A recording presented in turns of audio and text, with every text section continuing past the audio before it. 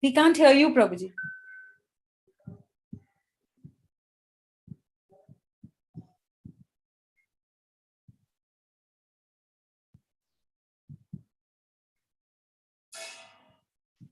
No, Prabhuji. Is he not audible only for me, or is it not audible for anybody, Radhika Kishori? Yeah, Mataji, there is an issue with the sound. It'll come. I think it started.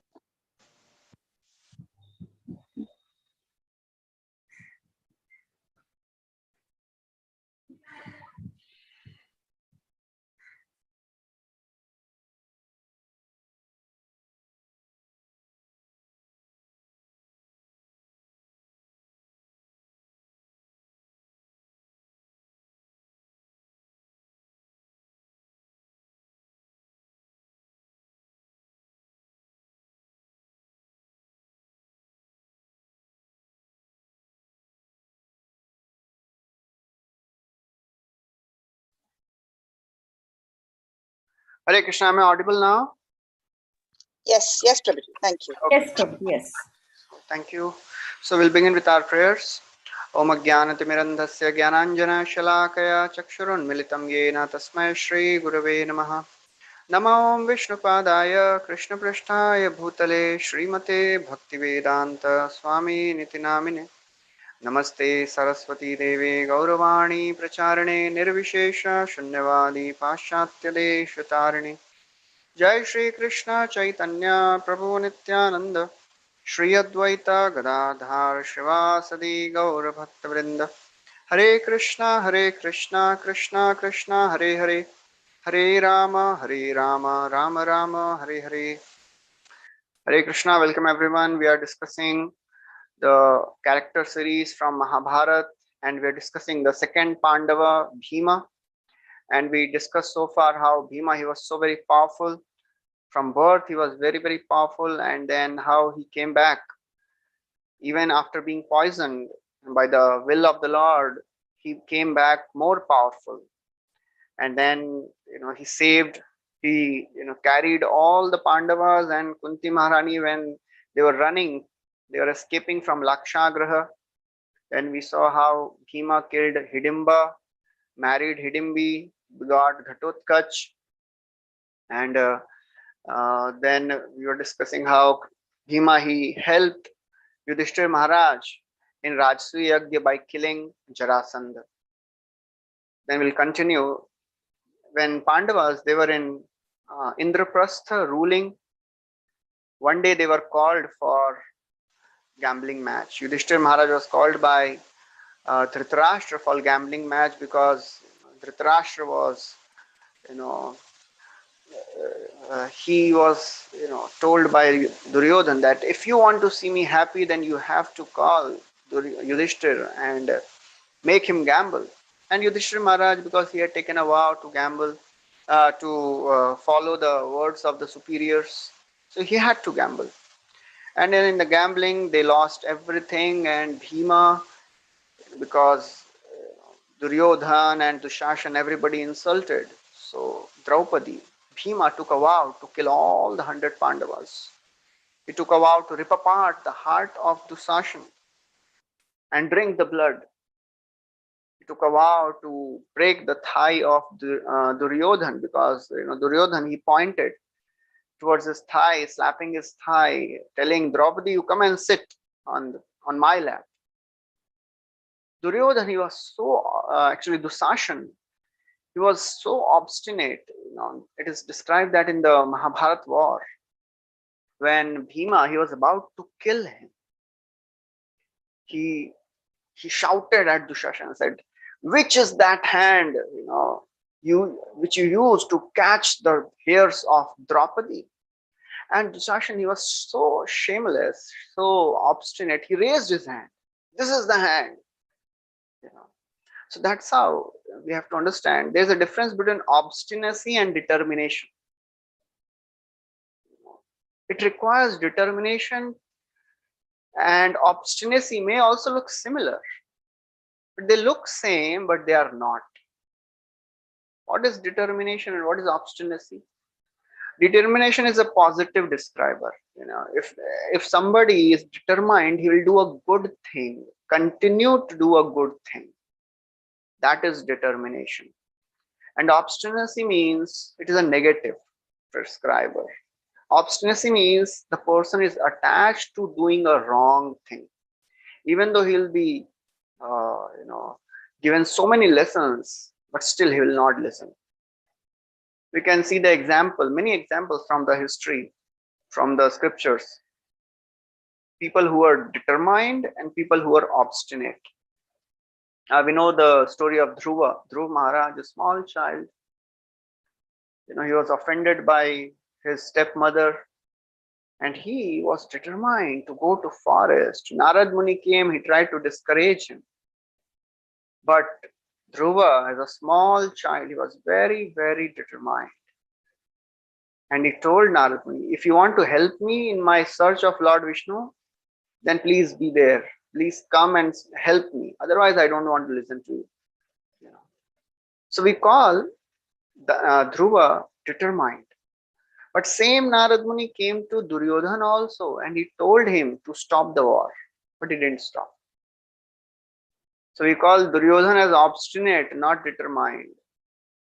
Anything you do good and you continue to do that, that is called determination. And it is recommended that one should be determined, and even to follow the scriptural and spiritual life, we have to have this quality of determination. It is desirable. On the other hand, we see Ravana. Ravan, he was, so many people came and he was told by so many people that you please don't keep Mother Sita. First of all, he was told don't kidnap Mother Sita. Maricha came and told him, but still he didn't listen. Then later Vibhishan would come, Mandodari, even Kumbhakarna. Everybody was telling, please return Sita. But Ravan was obstinate. If one goes against the scriptures and does things for his own, sense gratification, that is called obstinacy. So Pandavas, they were, ultimately sent to forest, and while they were in forest, they had to face so many of the demons. They saw a very huge demon as the size of a very tall tree. And Bhima, he came ahead and asked, who are you? So this demon said, I am Kirmira. There was a demon, his name was Kirmira. He said, I am brother of Bakasur. Any human who comes in my way has to be killed. And I am so very eager to eat a human flesh. But before I kill you, who are you? So he asked all the Pandavas. So Bhima, he introduced that we are Pandavas, son of Pandu Maharaj. And when Kirmira, he heard this, he started laughing. He said, oh, it is such a great fortune that, I wanted to take revenge of my brother's death, because I knew that I came to know Bakasur was killed by Bhima. He said, yes, I am Bhima. And he said, today I'll kill you, I'll drink your blood. That was the revenge fantasy he had. Many times when something does not happen the way we want, somebody does wrong to us, we want to take revenge. But it is said that mentality of revenge is like, holding a burning coal in our hand. Before we throw that coal to burn and hurt somebody else, it will burn our own self. So therefore, it is very, very important. When we have this mentality of revenge, it spoils our rational discrimination. It is said, Einstein said, weak people, they take revenge. Strong people, they forgive, and intelligent people, they ignore. So therefore, Bhagavatam again and again and Bhagavad Gita describes forgiveness is a very important virtue. So of course, when things are beyond, then we have to do the needful. But unnecessary, we should not have the revengeful mentality. Otherwise, it is like keeping our wounds green. and it will harm us more than harming others. So Bhima and Kirmara, they started fighting. This Kirmara, he threw a blazing torch on Bhima, and Bhima, he just caught that torch and threw it away. They started rooting out trees and throwing at each other, and Bhima, he was very expertly dodging all the trees away. Then after some time, Bhima, he caught hold of this demon and flung him around, thrust him on the ground, and then, pounced on his chest and started beating him and strangulated him and killed him. That's how Bhima was. He was not an ordinary personality. Very, very powerful personality, and that's how he was, continuing to serve all the Pandavas and so many of the residents of forest, all the Brahmanas and the sages. They were always, so very eager to have the Pandavas association because of two reasons. Because the sages, they would also like to be in association of such great kings, and also whenever needed, they would help. They would stop all the people, all the creatures, all the demons who would create disturbances there. So in this way, Bhima was serving all of them, all the Pandavas. One time another demon came and he disguised himself as a Brahmana. He wanted to seize Draupadi and he was waiting for the opportune moment. And one day, all the Pandavas, they had gone to the forest for some things, for hunting and for gathering some wood. And actually Bhima had gone, yeah. So Bhima had gone away and all the other Pandavas were there. But this demon, he understood that Bhima is very powerful. I'll not be able to handle him. But all the other Pandavas, I can handle them. I can, defeat them. So he grabbed Draupadi and 4 Pandavas along with their weapons. That's how powerful he was. And then this Sahadev, he somehow, slipped off his clutches and then went and called Bhima. So when Bhima, he heard the sound, he came back running and he saw this demon catching hold of his brothers and Draupadi. He said, I knew who you were. When you came here, I knew your identity, but I considered you no threat. But now you have invited your death by eyeing upon Draupadi. And then he started pounding on him and ultimately killed him very easily. That's how Bhima was very, very powerful in terms of physical strength. He was unbeatable. Then after some time, Arjuna, he went to heavens. And all the Pandavas, they were in separation from Arjuna because everybody loved Arjuna. But for the sake of getting weapons, he had to go to heaven. And then after Arjuna left, Bhima was there alone to protect the Pandavas. So one day, as Draupadi was there, moving around in that area, she saw a 1,000-petaled golden lotus, floating down the river. And when she saw this lotus, she was so very attracted. She asked Bhima. Whenever she would want something, she would tell Bhima. And Bhima, he was thinking, he would always make sure that Draupadi is taken care of, because already she was in so much distress. She was humiliated in the Kuru Sabha, and then she was born and brought up in a,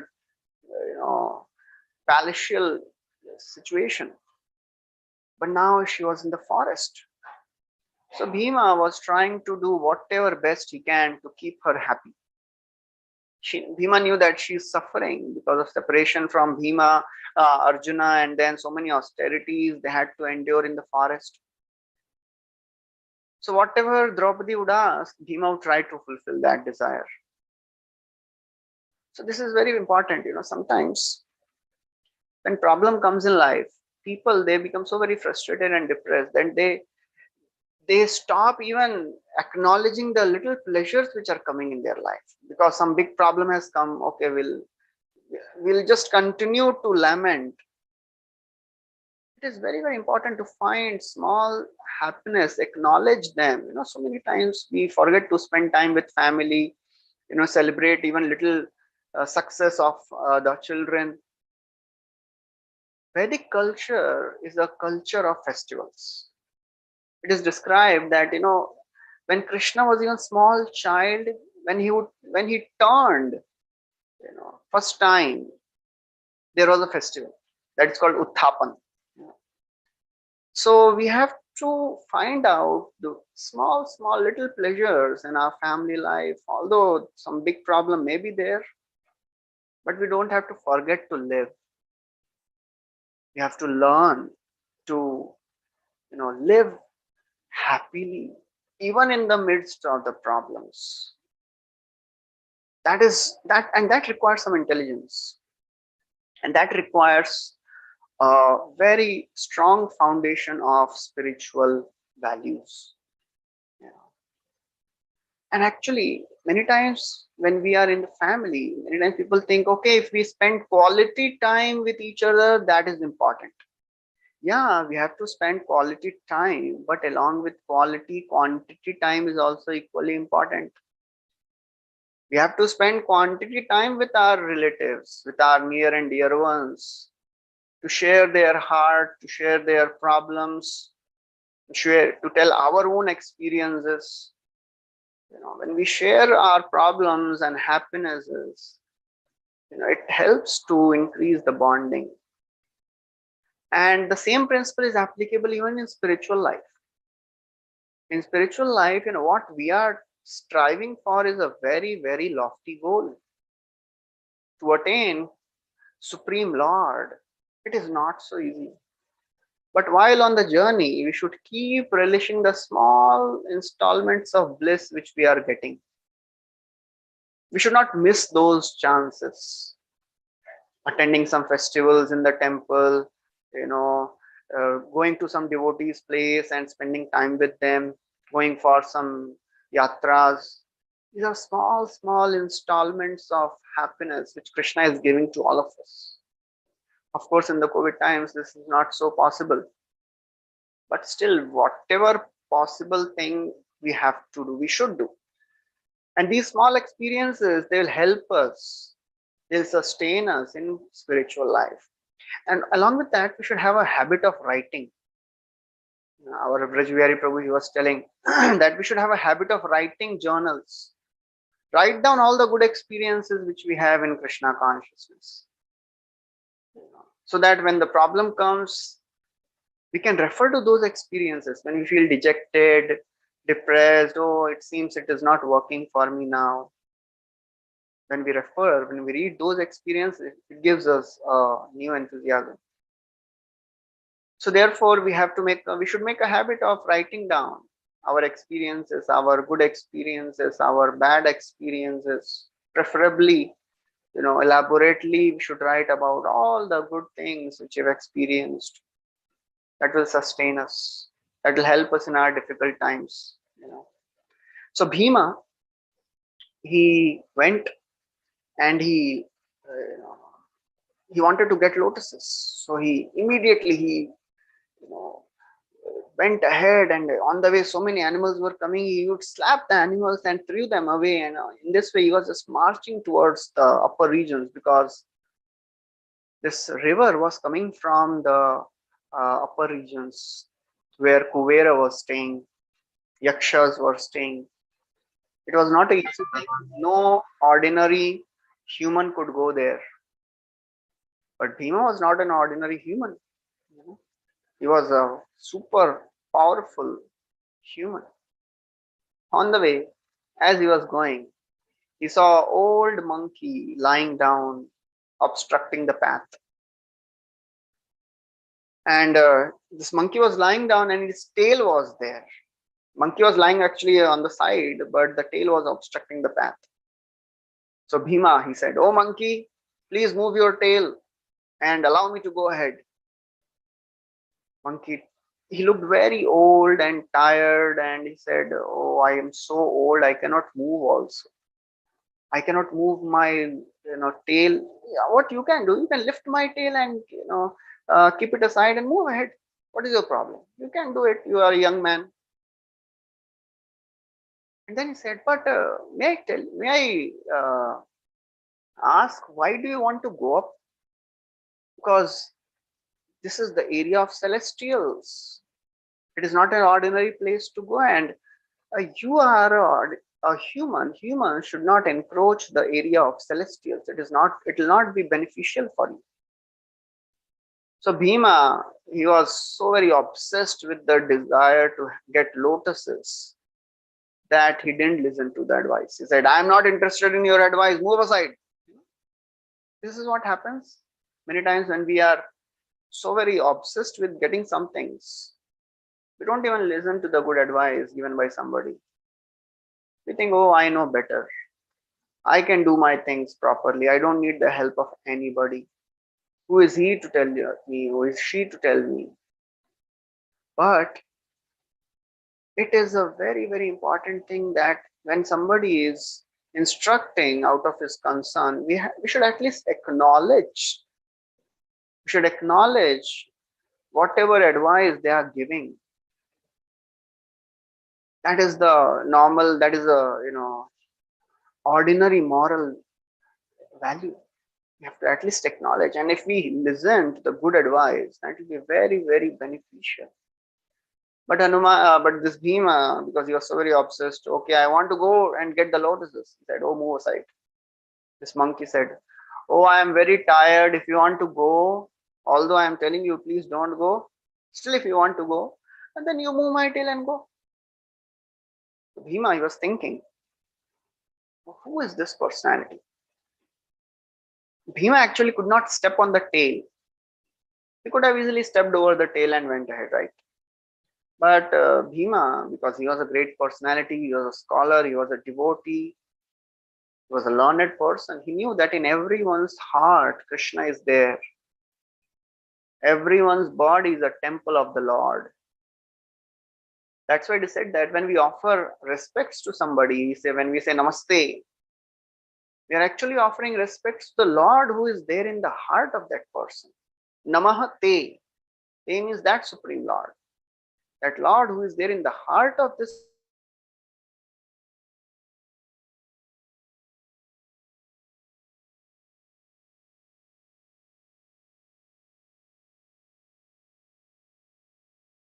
thing in connection with the Supreme Lord Krishna, then there is always a harmony. So he knew that, oh, in everyone's body, Lord is there. So how can I step on the body of somebody? That's why, accidentally, while we are moving and we touch somebody by our leg, we just ask obeisances and ask for forgiveness. So Bhima didn't step, and he was thinking, who is this person?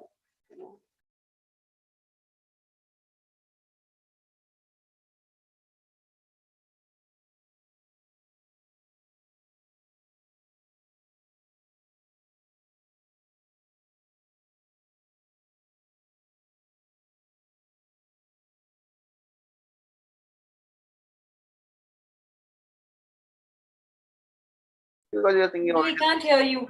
Achha, we can now. We can now. Okay. So he was thinking that it is only a tail, lying down. I'll just pick it up. So nonchalantly, he just tried to pick that tail up, but the tail would move. And then he put both of his hands. He tried all his strength, but still nothing happened. He was perspiring, sweating, he was actually exhausted by using all his power. Then he understood, oh, he is not an ordinary personality. He asked, who are you? He was bewildered, completely bewildered. He asked, who are you? I have defeated so many big demons, but I am not able to move your tail also. Please tell me who you are. That's what happens. When people, they are so very blinded by their power, then they can't understand who is the personality standing in front.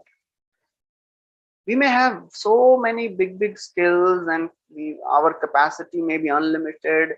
We may be expert in so many things, but if this success goes into the head, then we cannot acknowledge and understand who is the personality who is in front of us. That's why it is said power corrupts a personality. It is described in Mahabharata when after the battle of Kurukshetra was over, and after many years, even Krishna departed. So Arjuna, he went to bring the queens of Krishna back to Hastinapur. But on the way, few ordinary cowherd men, they came with ordinary bow and arrows, and they defeated Arjuna. Arjun was the most powerful warrior on the planet that time. He had Gandiva. He had powerful, inexhaustible quiver of arrows. He was defeated by ordinary men with ordinary bow and arrows. He tells his realization in Srimad Bhagavatam. It comes, Tadvai dhanushtaishava ratho hayaste soham rathi nipatayastada namanti sarvam shanena tadabhuda sadishuriktam bhasmam hutam kuhakaradham imoptamushyam. He's now, trying to understand what happened to him.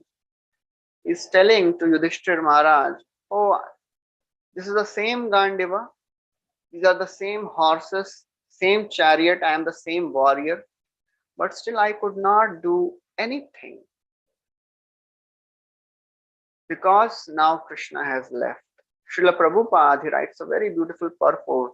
He says, one should not be proud of the borrowed plumes. Whatever skill, whatever capacity, strength we have, it is all given by Krishna. And we should not be proud of it.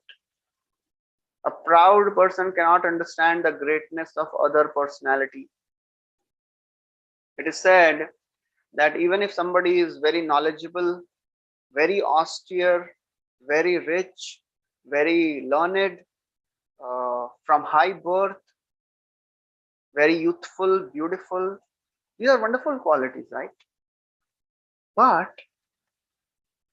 if the person is proud, all these good qualities, they will not become the ornament of this person.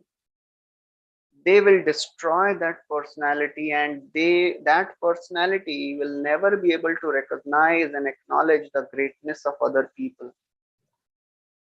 The story comes in Bhagavatam that when Sati, she wanted to go to meet her father Daksha in the sacrifice, Lord, and she was asking Lord Shiva, please let me go.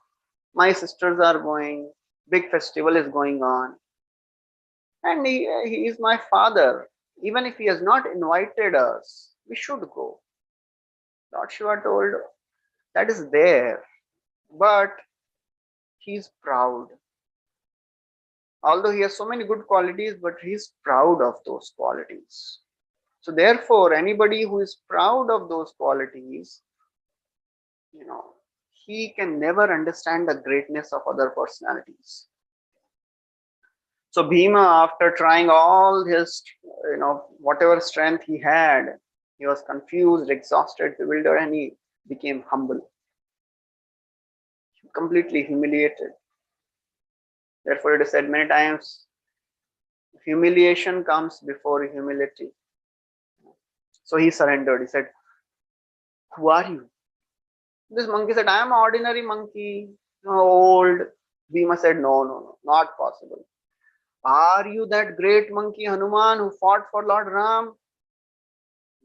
Who brought the great mountain to cure Lakshman? Who are you? Then that monkey, he smiled and revealed his form of Hanuman. So Bhima, he was delighted. He was delighted to see, because Hanuman and Bhima, they are both sons of Vai, and they are brothers. Bhima became so very happy to see Hanumanji. And Hanumanji embraced Bhima and said, oh Bhima, You are so very powerful, but you should not be proud of your powers.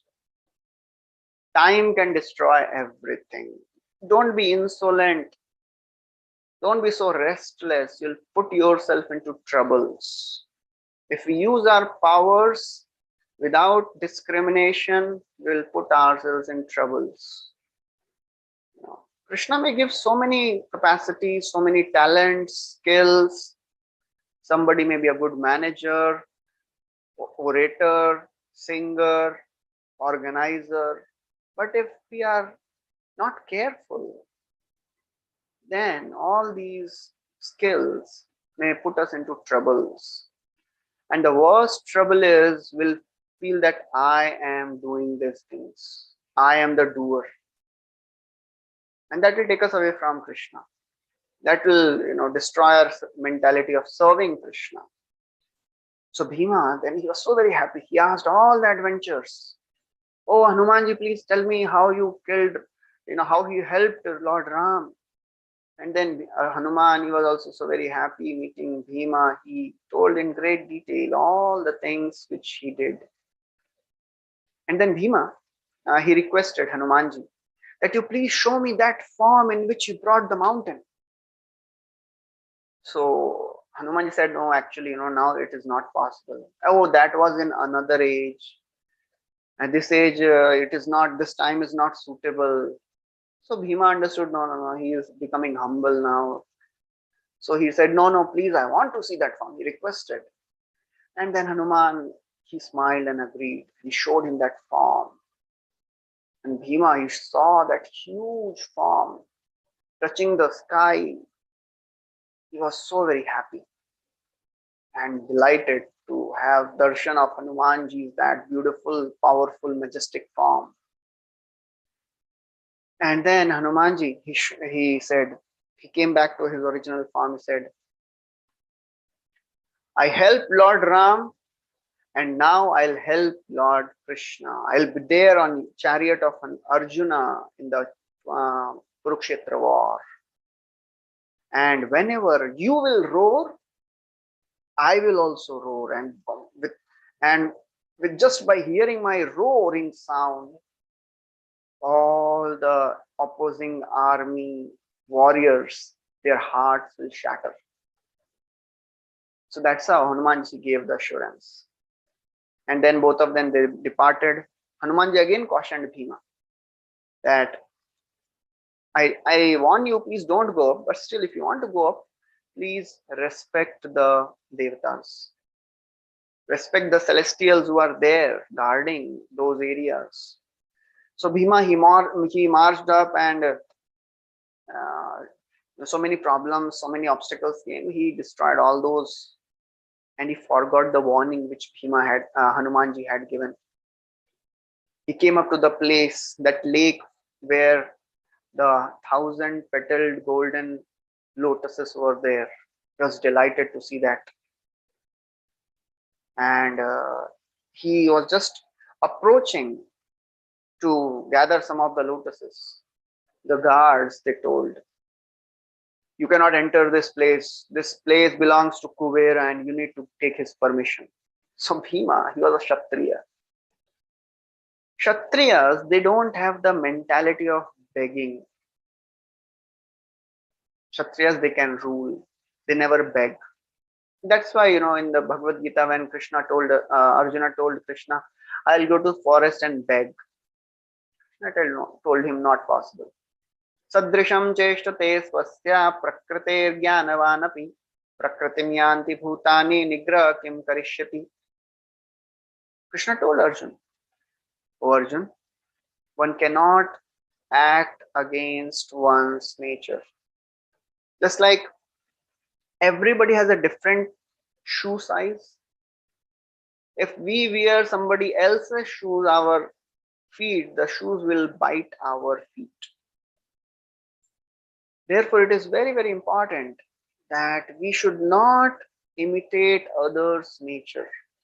Everybody has a different psychophysical nature, and we have to work according to our psychophysical nature. Problem in today's age is, everybody wants to do what is glamorous, what is, what is there happening all around, forgetting that this is not my nature, this will not make me happy. There are two kinds of urges we discussed earlier also. There is a vasana and there is a swabhav. Swabhav has to be dovetailed and vasanas have to be purified. Vasana is not a characteristic of the soul. It is a thing which we have acquired. Contamination.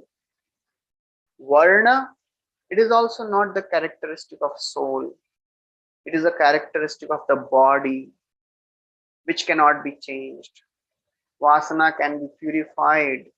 The varna cannot be changed. Everybody has a particular type of mentality of thinking. Just like it is said that Brahmanas, they are absorbed in intellectual knowledge. They want to get more and more and more knowledge.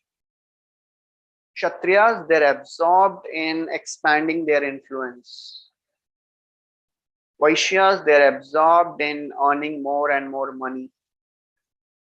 And Shudras, they're absorbed in prospect of security.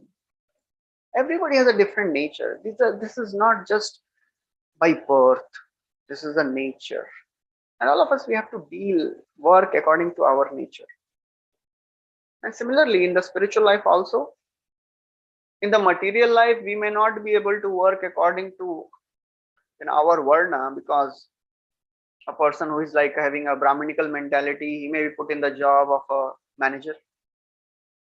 A person who is a Kshatriya, he may be told you do the accounting, because that's what he has studied. Many times it is not possible, and we have to learn to live according to that. In spiritual life, we have to find out what we are competent at and what we are comfortable at. Of course, we have to do those things which we are asked to do, but that does not mean we will not do the things which we like to do. Both are equally important, and that is what is our nature. So therefore, Bhima, when he was told, oh, you go and take permission from Kuvera, he was thinking, oh, I cannot do that. So therefore, our self-discovery is realizing that we are not this body, but we are in this body, right?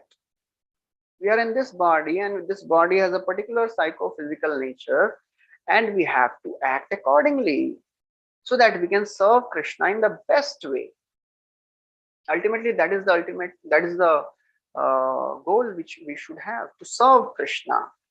But we should also be happy doing it. We should not keep grudging. Otherwise, just imagine if a billionaire has a servant who is always telling, "Arey, I am not so happy serving here. I am so very frustrated." Billionaires will go, Baba, be happy wherever you want and go. Therefore, Krishna is not a person who likes to see frustrated servants. He likes to see somebody serving him happily. So therefore, we have to understand what is our nature and then act accordingly. So Bhima, he refused to beg, and he started fighting, attacking all the soldiers. And the soldiers, they understood, oh, this he looks like an ordinary human, but he's a very, very powerful human. They went back and told Kuvera, and Kuvera, he knew already the story of Pandavas. He knew how Pandavas were treated unjustly by the Kauravas. They were sent to forest. So he didn't do anything. He didn't become angry. He said, okay, please allow whatever Bhima wants to take. He can take all the lotuses. That is a great personality. A great personality is not just concerned about his own welfare. He sees the mindset of a person who is creating certain problems, who is speaking in certain way, why he is doing.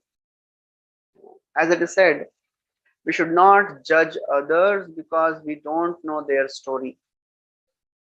Kuvera knew that, oh, Bhima, he wants to see these lotuses because he wants to please Draupadi. He's a devata, he understands all these things. So therefore he was happy. When people, they behave in a certain way, which is not according to the normal customs, we should not judge them. Rather than judging them, we should understand why they are behaving. There must be a reason why a person is behaving in a certain way, rather than just judging and tagging a person. Oh, he's like that only. He's a insensitive person. He always speaks in a wrong way. There must be some reason. So Kuvera, he happily agreed, and Bhima, he took many lotuses and went back and gave all that to Draupadi, and Draupadi, she was so very happy. After some time again, this time Draupadi, she saw some other types of flowers. They were also celestial. Again, she told Bhima, I want those flowers. Again, Bhima went to get these flowers, and they were again from the place of Kuvera. So this time, the commander of Kuvera, his name was Maniman, he came. He started fighting, attacking Bhima, and Bhima, although Maniman was very, very powerful, Bhima killed him. And so many of the soldiers were there. They ran away out of fear. They went to Kuvera and said, all these things have happened.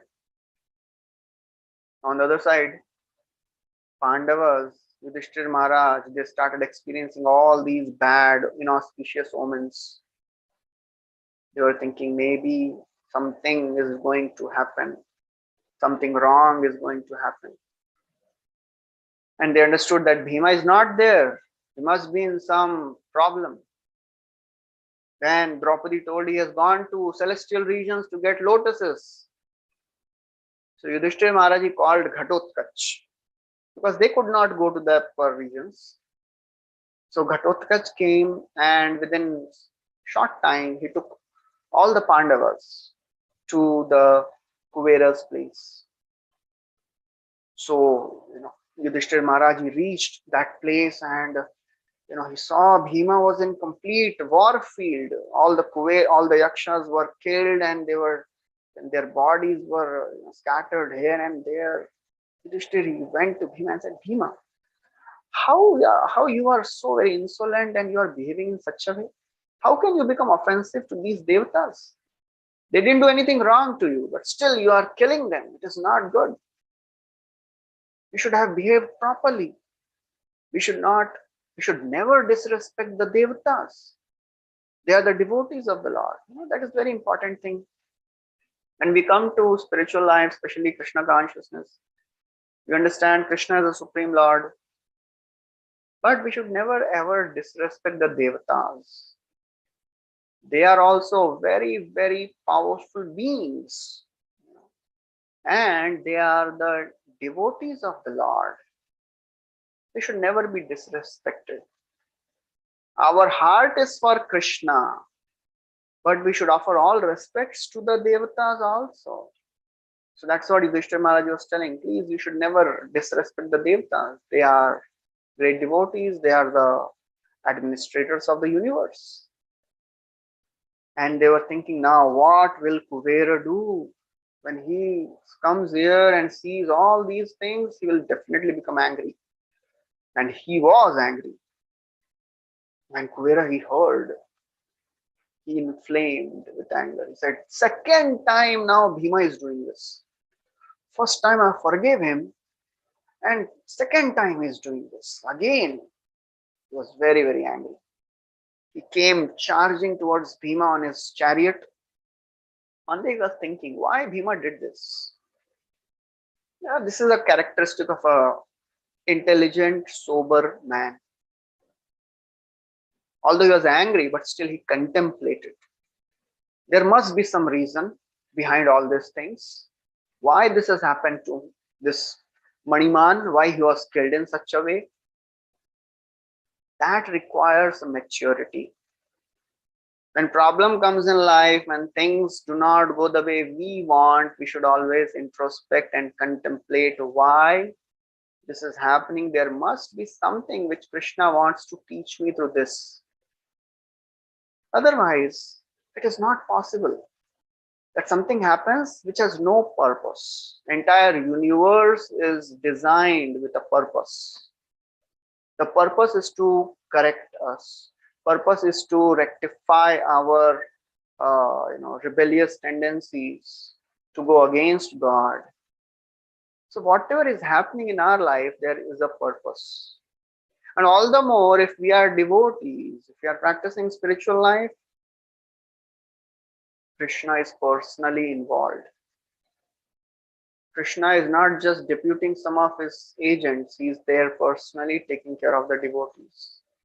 So therefore, we have to always think and contemplate why. There must be some reason, otherwise not possible. I have to learn something from this. And it is for sure some lessons we will learn. If we are intelligent enough, if we are mature enough, if we are surrendered enough. So Kuvera, he was thinking why this happened, and then he remembered, actually one time Maniman, because he was so very proud of his power, he offended Agastya. Agastya was doing meditation very silently, sitting at one place, and Maniman, he was so very restless because of his power. He went and kicked Agastya. Power makes a person blind. It takes away all the discrimination. And Agastya Rishi, he became so very angry. Not because he was kicked, because he saw that this person does not respect the saintly people. Agastya was not, angry because of his personal insult. He was looking at the overall mentality of Maniman, and he was thinking that if I don't correct him, people in the future will also behave like this, and then they will fall down even more. So whenever a saintly person becomes angry, it is for the benefit of the person. It is not for because they are disrespected. They always see a larger picture. Therefore, it is described, Janma karma vayo rupa vidya aishwarya dhanadidhi yadi yasya na bhavet stambha tatrayam mad anugrahat. It is described by Supreme Lord himself that if somebody has high birth, tapa, he has done lots of tapasya, lots of good activities, he has lots of intelligence, knowledge, high birth, very wealthy family.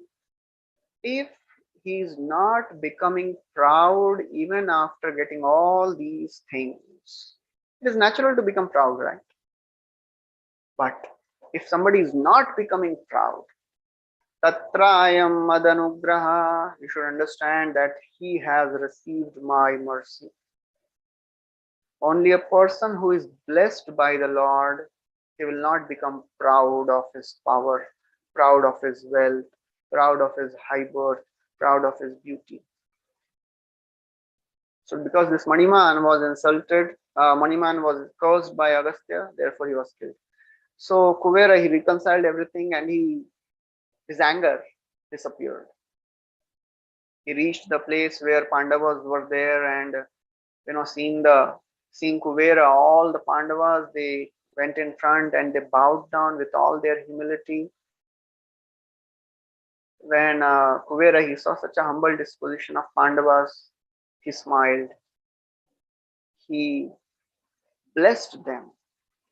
That is a very important thing, because although he could have become angry, but because Pandavas, they showed such humility that all the remaining, whatever, anger was there, whatever ill feelings Kuvera had, it all went off, disappeared. Humility is the most crucial thing. It is a foundation on which we can build the entire building of Krishna consciousness. Our entire Krishna consciousness depends on how humble we are. This is the foundation. Trinadapi sunichena tarorapi sahishnuna. Amanina manadena kirtaniya sadahari. Chaitanya Mahaprabhu he tells one should be humble than a blade of grass, more tolerant than a tree, eager to offer all respect to others and expect none in return. So Kuvera, he was happy and he told Bhima, Bhima, I'm not angry with you, but please treat others with respect. Don't be so restless. Don't be so very, proud of your power. And then he was so very happy seeing all these Pandavas because they are devotees of Krishna. And it is said that when we see devotees, when we meet devotees, we should be happy. So he said, you can stay in my palace for some time. So just to acknowledge all the Pandavas, they stayed for some time. And then they came back. While they were staying in the palace of Kuvera, Arjuna also came from heavens. He returned back. So Arjuna, when he came and they were staying at the Kuvera's place, one day Bhima and Arjuna, they both went to Yudhishthir Maharaj and they told, oh brother, we should not stay here for long. Yudhishthir Maharaj asked, why? What happened? Is everything all right? He said, yes, everything is so very nice here that if we continue to stay here, we'll become complacent. We'll lose our impetus to establish dharma by fighting a war. And we'll not be able to fight, we'll lose. Therefore, we should go and be at our place. So Yudhishthira Maharaj, when he heard this, he accepted, yes, whatever you are telling, O Arjuna, O Bhima, you are right. So even in spiritual life, if things are so very nicely going, we may forget, we may lose our impetus to practice. Therefore, it is described that we should follow some austerities. Just now, like Chaturmas is going on, the 4 months in which the devotees, they practice lots of austerities. Very, very conducive month for practicing spiritual life. These 4 months. Some devotees, they don't even eat grains all 4 months. Some eat only, one time a day. Some, do the austerity of, chanting extra rounds. So many things we can do. Austerities, they play a very, very crucial role in the life of a devotee. And these austerities, they are not just externals. We have to internalize these austerities. We have to understand that if we practice these austerities, we'll remain focused on the Lord. And of course, many times bodily austerities, they are not so easy. More difficult than the austerity of the body is to control the speech. To control the speech, to control the tongue, it is more difficult. Many times it is easy to do the bodily austerities. I'll do fasting. But to stop speaking, to control our speech, that is much more difficult. One devotee was telling, I have taken a vow of not using smartphone in those 4 months. That is the biggest austerity nowadays. Otherwise, we have a tendency to keep on talking about so many things. Social media is full of unlimited gossip. Srila Prabhupada, he told once, gossip will destroy this moment. So we have to be really careful what we are speaking. If we want to practice some austerity, take the austerity, take the vow of speaking only what is essential and maximizing our spiritual thoughts. Speaking only that which is related to spiritual subject matter, related to Krishna consciousness. That will be the greatest austerity. As Bhagavad Gita also says, Anudvegakaram vakyam satyam priyahitam chayat. You have to speak that which is beneficial and truth. So that's how when Bhima and Arjuna, they gave this suggestion, Yudhishthir Maharaji agreed. So this speech, controlling of speech is very, very important. We should be aware of what we are speaking, especially the tendency to find faults is so very rampant. So easy to find faults with others. So if we want to do some austerities, take the austerity of not finding faults in others, not speaking anything which is not related to Krishna consciousness, speaking only that which is essential. We are not meant to laugh at others. We are meant to laugh with others. So these are the austerities we can also plan. So we'll stop here. Thank you very much. Hare Krishna. So we'll continue next time.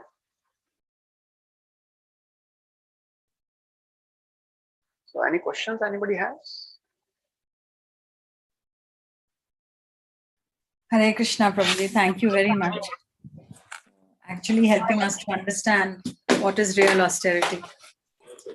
So, Prabhuji, could you elaborate a little bit on that? Like, apart from, speaking, what we can do, we can take some practical measures, at least try to change our habit in this Chaturmas, not to austerity of the speech, especially.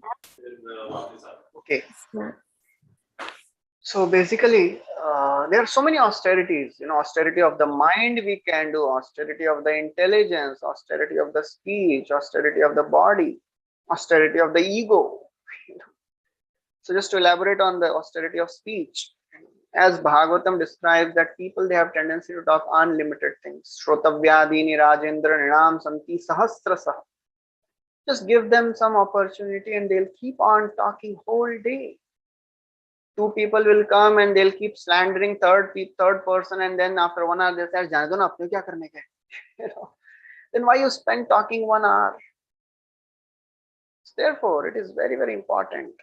One time, one of the Srila Prabhupada disciples, he was standing outside the door of Srila Prabhupada. He was servant, and he was just talking with another devotee. And Srila Prabhupada, he came out, and he asked, "So, what were you talking about?" So this devotee said, "Prabhupada, we were just talking about this devotee and some things about ISKCON." Prabhupada said, "That is a gossip.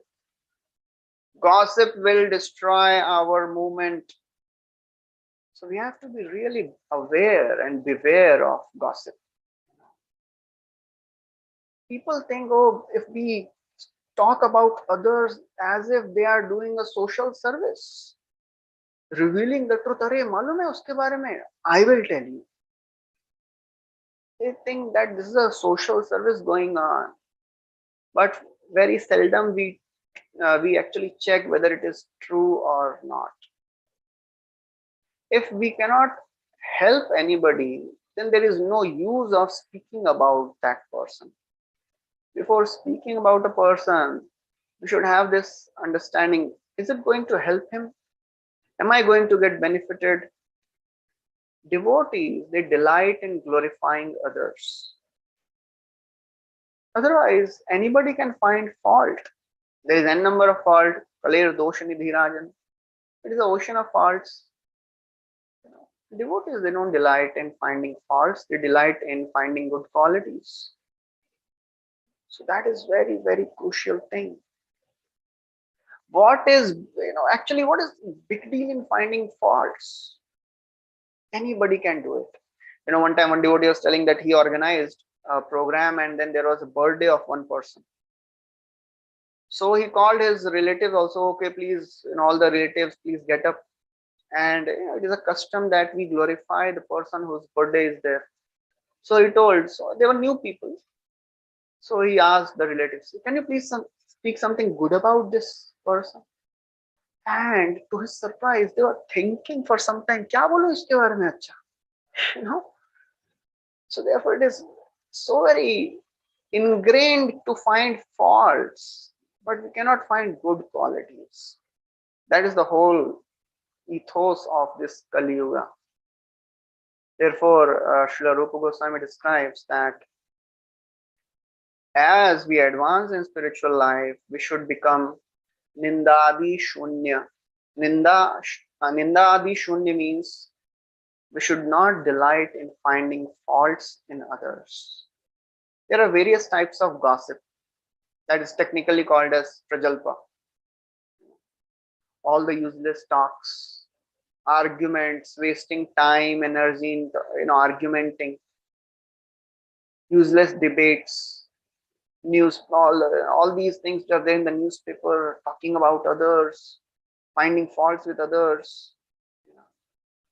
One time, one of the Prabhupada disciples, Indradyumna Maharaj, was telling that Prabhupada was there and he gave a class, and after that he asked, so are there any questions?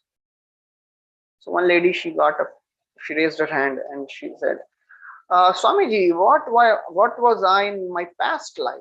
So Prabhupada, he ignored that question and he took some other questions, and then again this lady raised her hand. Prabhupada ignored. Third time, Prabhupada said, this is not a relevant question. When you are asking questions, the question should be relevant. How I should advance in Krishna consciousness. People, they want to know about everything which is happening in the world. And some people, they make it a prestige issue. Array, I don't know this. How is this possible? I should know everything what is happening in the political field, Bollywood, Hollywood, sports. Just a sheer waste of time. Anyways, we have less time. Of course, what is essential, we should try to find out. But apart from that, we should not spend time just gathering information.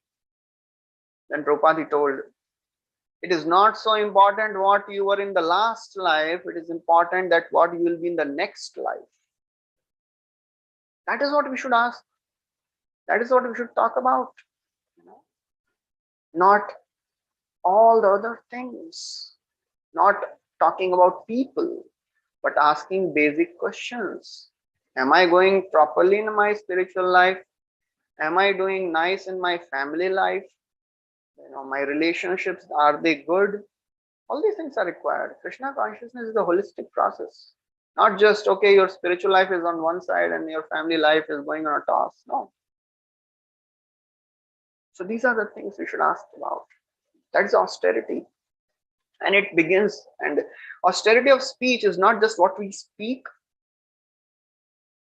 In today's age now, social media is, people want to speak so many things, and just because they are not getting a chance to speak, so they are putting everything on the social media chat, and then also WhatsApp, Instagram, Twitter, and all that, full of all these things.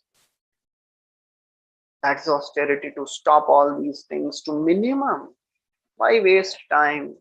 Already we have less time, right? What is the significance of bodily austerities? Yeah, they are also crucial. As Shukdev, Rishabh Dev, he describes in the Bhagavatam, Tapo divyam putraka yena sattvam shuddhed yasmad brahma saukhyam tu anantam. Human life is actually meant for austerities. But actually, many times our Kali Yuga bodies are not meant to do bodily austerities. They don't support us. Our body may not be able to do fasting and all the other things. So whatever is needed, we should do. But many times devotees, in the name of doing fasting, they becomes, I'll not eat grains. But whole day they are thinking what I can eat. That is not the purpose of fasting. Okay, how should I fill my stomach because I cannot eat grains? Okay, abhi, without grains, chalo, ye fruit hai, then I can eat all that. We have to spend time in remembering Krishna. That is what is bodily austerity actually. Not that you don't eat grains and you keep thinking what I'll eat whole day. So austerity should not make us proud. As Radhanath Maharaj was telling that if somebody is fasting whole day and he's feasting his ego, thinking, "Arey, I am such a great person. This person is eating 3 times a day. I am eating only once." or I am eating only fruits. What's the use of that fasting? Better eat and be humble. Krishna is not concerned about how austere you are. Krishna is concerned how humble we are. You know, and that is what is pleasing to Krishna. And if we can do bodily austerities comfortably, it is good. It is we should do. But the main focus should be, I am not spending time in taking care of my body so that I can spend time in some spiritual subject matter. Otherwise, if we are spending the same amount of time or more time in maintaining my body, then the whole purpose is lost. So that's how we have to understand this. How do you differentiate between finding faults and correcting mistakes? Yeah, very essential question. See, our mentality is the deciding factor. Do we rejoice in finding faults, or do we have the genuine concern for that person? I want to help this person, that's why I'm correcting. If we're just finding faults for the sake of some humor or some things I have got to speak, and then it is not so conducive.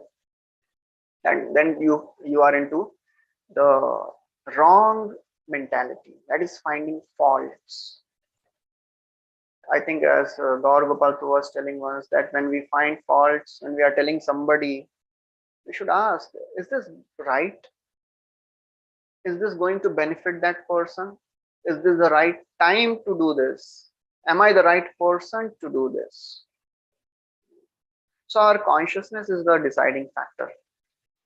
Do I really want to correct him, or just for the sake of spending time, making fun, putting him down, I am finding fault?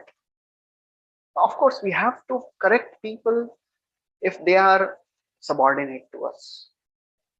If they are equal to us and we have a relationship with them, we can correct them. If they are senior, we cannot correct them personally. We can approach to some senior authority who can correct that person. But if we are just speaking something for the sake of making fun of that person, destroying his image, then it is not conducive for spiritual life. Krishna is Adoshadarshi. There are two names of Krishna in Vishnu Sahasranam, Animisha and Nimisha. Animisha means Krishna who keeps his eyes closed. He does not keep his eyes closed. He keeps his eyes open. Animisha. And Nimisha means one who closes his eyes. So these are the two contradictory features of the Lord. When Lord sees my devotee is doing something good, he will not close his eyes. And if he sees devotee doing something wrong, he will not. He doesn't want to see his devotees doing wrong. That is the glory of Krishna. And as Sudama Brahmana, he is remembering. Kinchit karoti uru api yat swadattam suhrit kritam phalgu api bhurikari mayopanitam pritukaika mushtim pratyagrahita priti yuto mahatma. Very beautiful nature of Krishna. Kinchit karoti. Agar if a devotee does some little thing, Are uruapi. Are he has done something big. And if he does something big, he thinks, I have not done anything. Just see, I brought two handful of chipped rice, and he has given me so much of respect, so much of love, so much of care. He made me sit on his personal throne. Rukmini Devi was fanning me. How great is my Lord? So if Lord is having such mentality and we are followers of Krishna, then what should be our mentality? We should not try to find faults, try to find good things and magnify them. Okay. So, any other questions? Thank you very much, Prabhuji. I'll just, is there anybody else has any question to ask?